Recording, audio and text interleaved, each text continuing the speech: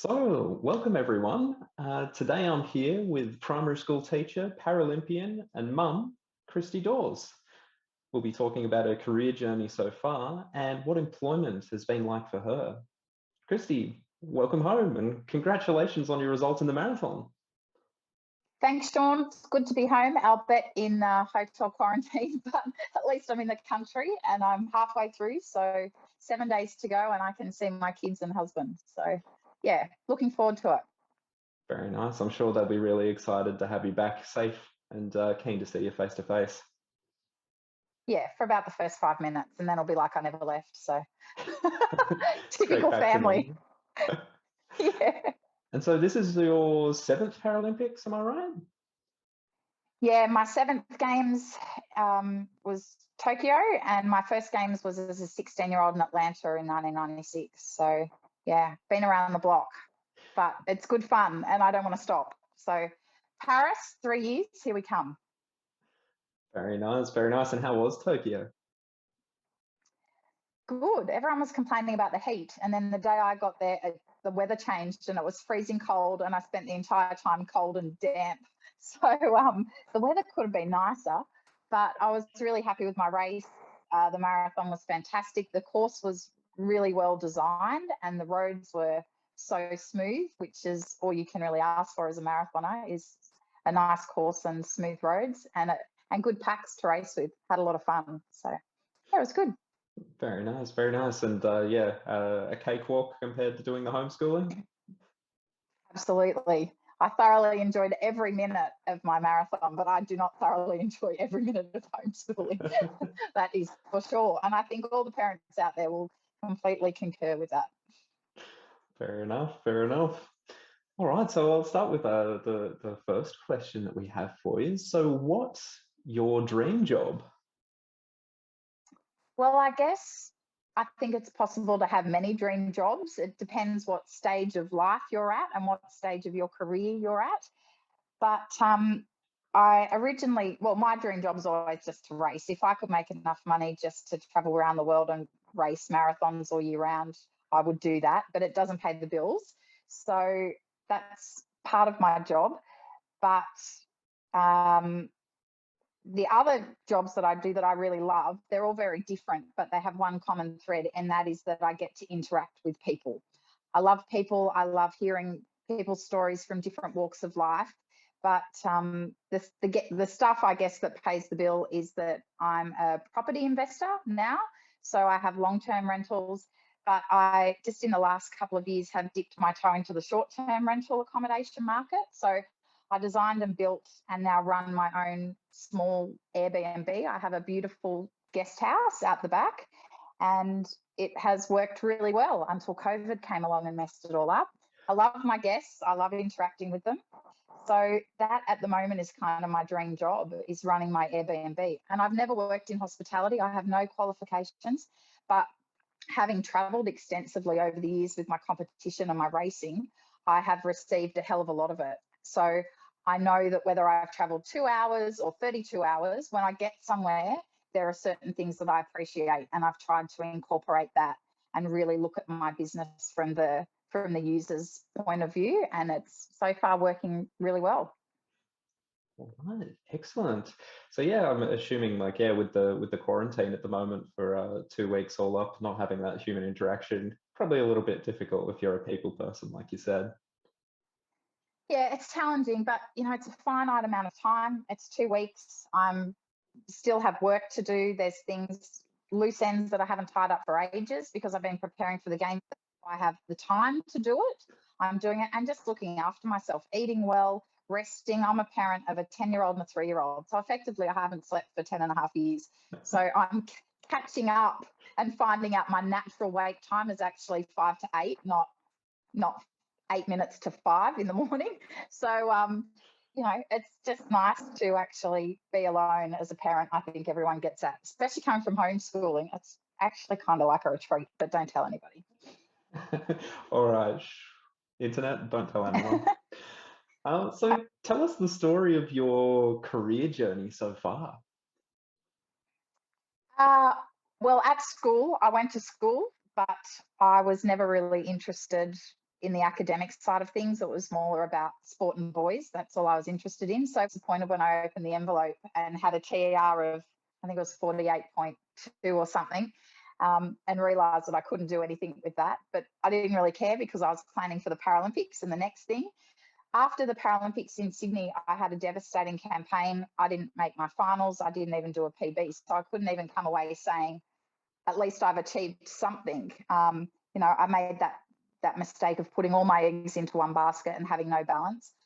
I decided after the games that I really needed some balance in my life and that study should be part of that. So because I had a terrible TER, I couldn't just go to uni. I applied to enrol in a Cert 3 at TAFE in early childhood, which was great. Filled in my forms. A couple of weeks later, I got a phone call saying we'd love to have a meeting with you. And I thought, wow, that's great. They're really looking after their students very well. And I, as a young 20-year-old, went into this meeting of these people who were dressed better than me, spoke better than me, and I assumed were a lot smarter and cleverer than me. And they proceeded to tell me that somebody in a wheelchair who was considered a vulnerable person should not be working with children who are considered vulnerable people. The vulnerable working with the vulnerable just doesn't match, and perhaps I should do something else. Was I interested? This was the year 2000. Was I interested in doing an internet course because the internet was really going to take off? And I said, as if anyone's ever going to buy anything off a computer. How ridiculous. That's never going to fly. So I said, thank you, but no thank you. I really would like to try and work with kids and see if it's what I want to do. So against their better judgment, I went ahead with the course and they couldn't say no. I ended up really enjoying it, topping my course, both academically, and got a job off my practical. So that kind of started it. And then I went on to do my diploma. And then I went on to university to do my degree in early childhood. So it was a bit of a struggle, but got there in the end. Excellent. And so what do you enjoy most about the work that you do now? And I think it goes back to the interaction with people. I really liked working with kids and teaching, but towards the end of it, when I had my own children, I realised everything for me comes back to balance. And I realised that I didn't want to work with children all day and then come home to children. So that lack of balance was really off. So I stopped working in the classroom. For a couple of years, I worked for a not-for-profit as a teaching consultant. So I designed and ran their workshops for children who were at risk. We had some problems in our local community with chroming and chemical sniffing and stuff like that. So that was a project that I was really passionate about for a while. But again, it just comes down to interaction with people. That's what I like. And I think ultimately that's what I'm good at. So they're the spaces that I'm going to stick with no matter what that looks like. Yeah, I definitely, I've heard the thing before that you're talking about. You don't want to do what you do for work when you come home. I think chefs get the same thing a lot. It's like, they don't want to come home and cook dinner, do they? No, they really don't. So for me, again, it's all about balance. So. Okay. And so do you have anyone who inspires or has inspired you throughout your career? I think going back, there's lots of people who inspire me through my sport, but especially with my teaching, it's not just landing the job, it's getting your qualification. If you've got a disability and you're trying to pursue a career that is perhaps seen as some as not being appropriate, like I was with childcare, I've also got friends who studied medicine. I had a friend who did an internship with NASA. She was super, super smart, still is, and wanted to become an obstetrician and was talked out of it by the heads of her university because they didn't think that was appropriate. I think somebody in a wheelchair catching babies is perfect because you're at exactly the right height. But she was steered away from that career and she's still a doctor in a different field.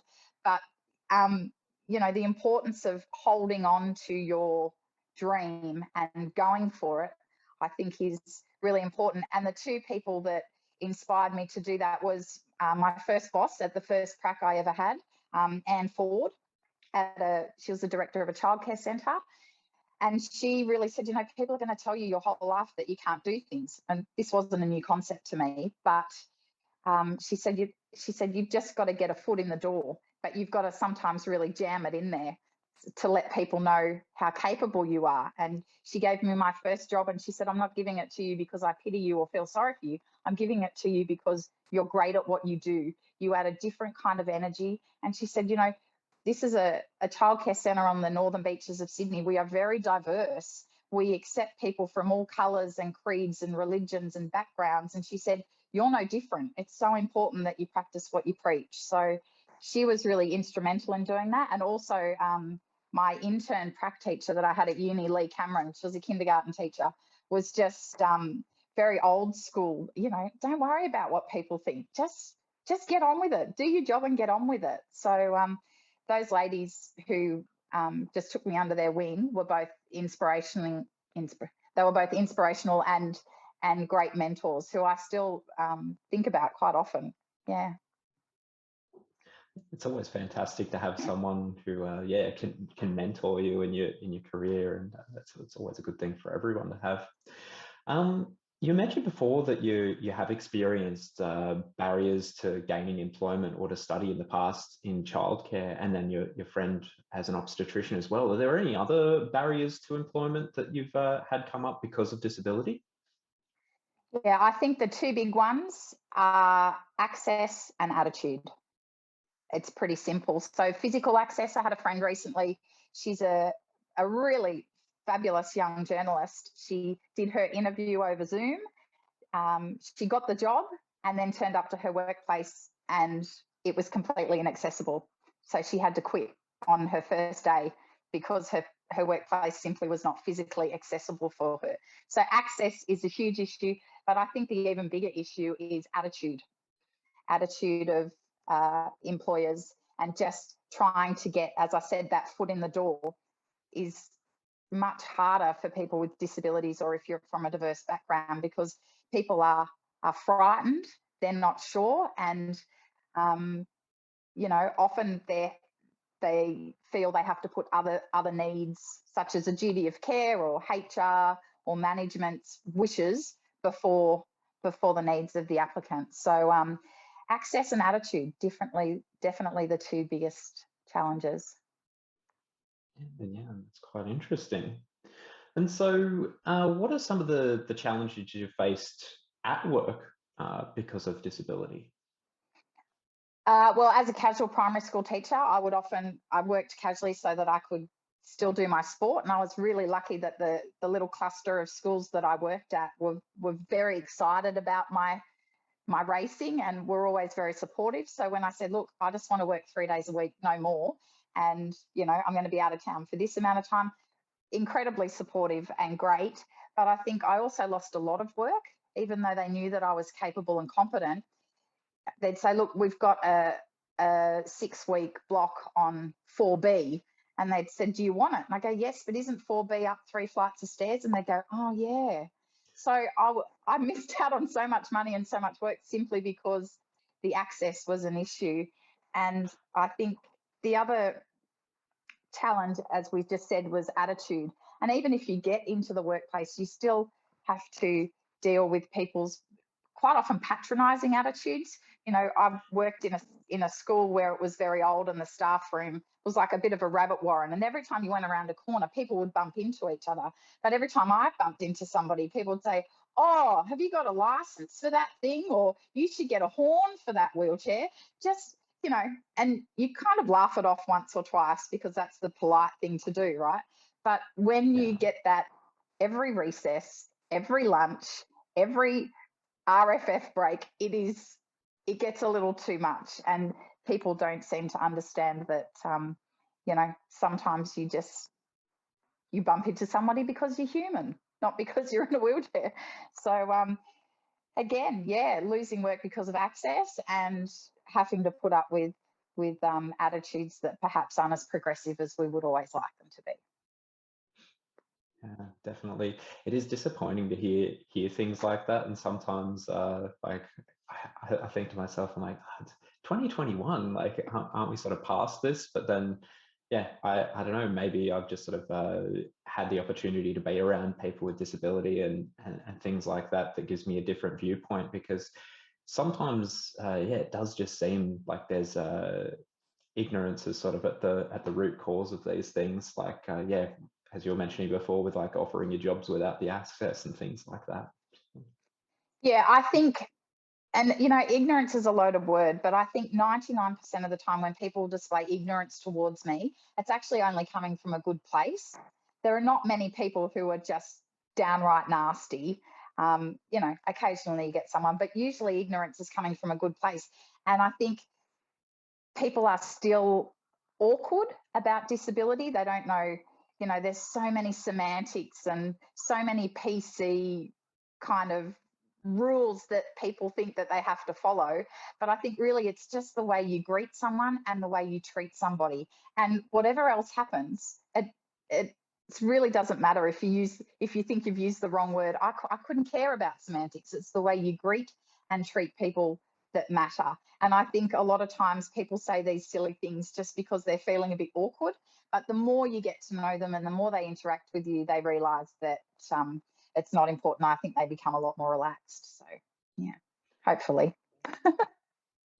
Oh, it is really interesting. Like, I myself don't seem to have as much of an issue with it, but I do sometimes watch people, and they'll even sort of pause before they'll say the word disability, just sort of like checking in their head to see if it's okay to say that. So I get where you're coming from, where it's people are awkward or afraid that they're going to say the wrong thing, so they come out with something that's even more awkward.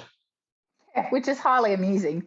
But I think we need to get over ourselves and just remember that we're actually all human, and that's a good starting point. And so, what's one thing that you would tell a recruiter that could make the application hiring process a little bit fairer? I think employers should bear in mind that every job applicant comes into the interview process presenting themselves in the best possible light.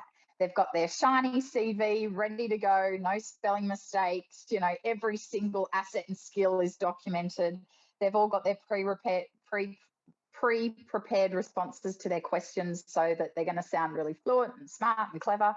And even if they don't possess a particular skill set, most people are going to say, yes, of course I do. I can do that. No dramas. Done it a million times. I myself have said that during a job interview, said that I had experience being a librarian, and I did not. And I checked 400 books out of a library without having any contact details. So everybody lies from time to time. But I think, the only way to know if a person can do the job, able-bodied or otherwise, is to let them hit the ground running and throw them in the deep end and see if they can do it. So if a person with a disability says, well, yes, I possess this skill and I can do it, even though the employer might have doubts, you have to give them the chance to prove themselves. It may look differently to how you would do it, but we have to remember that old Australian adage that there's more than one way to skin a cat. And that's the same for everybody. It is maybe doesn't look the way that you would do it traditionally, but it still gets the job done. It's safe and it works, and that's what you've got to remember. So I think employees have to listen to people with disabilities. When we say we've got it or we can do it, that means we can. Don't disregard that, because so many times in my life, whether I'm going for a job interview or putting my groceries onto the belt at Woolies, when somebody says, do you want help? I say, no, it's okay, I've got it. They go, oh, no, you haven't got it. I go, actually, I do. We really need to actively listen. And if people say, I've got it, I can do it, give them a shot. It's actually, really interesting you brought that up. When I was working in recruitment, there was a bit of an issue in regards to hiring for diversity, in that recruiters or hiring managers would assume that they go, oh, well, I know what sort of accommodations you'll need, rather than just asking the person. Yeah. And there was this sort of invisible sort of barrier up, or some sort of imagined rule that these recruiters were telling themselves, like, oh no, I can't ask about someone's disability. I have to just assume and try and make those accommodations myself, rather than asking the question. Yeah, no, always ask. always ask. And there's that saying that if you assume, you make an ass out of you and me. So never assume, just ask. Perfect. And so if you could tell employers wanting to promote an inclusive workplace one thing, what would that be? Well, I'm not just going to tell them one thing. I'm going to tell them a few things because I've made a few notes All on right. this. But I think there's always a fear of the unknown. That's a given with any situation, whether you're going to the dentist or hiring somebody new. There's always that fear of the unknown. But I think you have to really look past what first draws your attention to a person, whether it's a wheelchair or a missing limb or the colour of their skin. I think you have to look past that. You have to sit down with a person and you really have to talk with them. Really talk with them. And not about the weather, but about the real stuff. And I think if you do that and you're genuine in your approach, within 5 minutes, the thing that first drew your attention to them will actually become the least interesting thing. The thing about having diversity in the workplace is that it's every time you add somebody different, whether it's male, female, coloured, disability, if you have a whole mix, it just adds such a rich texture to your workplace and to what you're doing. And if you have, melt all of those experiences together, the amount of exposure and the amount that you're going to be able to relate to your clients or whoever it is you're trying to reach out to is just going to expand. And diversity is really only a good thing that enriches workplaces and enriches your services. So I think, once you jump in, the sky's the limit.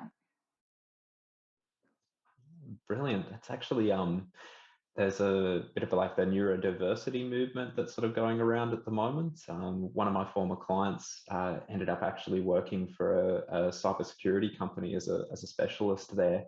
And they were really excited when he made the application because they're trying to hire people who think a little bit differently or whose brains work a little bit differently. And so that point you made about the diversity just being so important, just having different ways of thinking can just help you to be able to relate to your customers, clients, or whoever else that you're working with or for. Yeah, absolutely. So important. So important. And so just as our final question, do you have any advice for someone with disability out there having a tough time with employment? Yes. And I think even if you're choosing to study and people are telling you, like they told me, that this isn't the best career path for you and maybe you should choose something that doesn't involve moving much or or looking after other vulnerable people, I think it's really important for people to listen to their gut. And this is whether you've got a disability or not. It's your life. And if you really have the drive to and the want to do something in a particular field, you need to push that. And I have this kind of mantra that says, no means go. So, even though everybody around you is saying, no, no, no, this isn't right, if your gut's telling you, yes, it is, this is right for me, then you just need to go. You just need to keep pushing and going. And my son, he was 6 when he came up with this quote, but he said, never give up on persistence. And I think that is the best quote ever, is that you have to persist and don't give up on persistence, because, people will always get roadblocks in life. But when you are from a diverse background or you have a disability, those roadblocks are going to be coming at your face more frequently. So never give up on persistence, and eventually someone will see you for who you are, the capable, competent, smart, patient, adaptable learner that most people with disabilities are, simply because out of necessity we need to be. So we're often very creative because we have to find ways to do things differently all the time. So yes, never give up on persistence. Yeah, that's actually fantastic. 6-year-old Isn't robot, you it? say? Yeah. Yeah. My 6-year-old. That's it. I built that thing. So yes, I'm very excited. If anyone at home is an NDIS participant looking to engage with employment where Christie is from in the Newcastle, Hunter and Lake Macquarie region, then get in touch with Social Model to see how we can assist you. Yeah, been an absolute pleasure talking to you. It was great sort of having a little bit of back and forth there. Thank you so much for giving us the opportunity to have a chat with you today about your employment. No worries. Good luck with it all. Hope it goes well. Thank you very much. All All right, right. well, yeah, goodbye to everyone at home. Bye.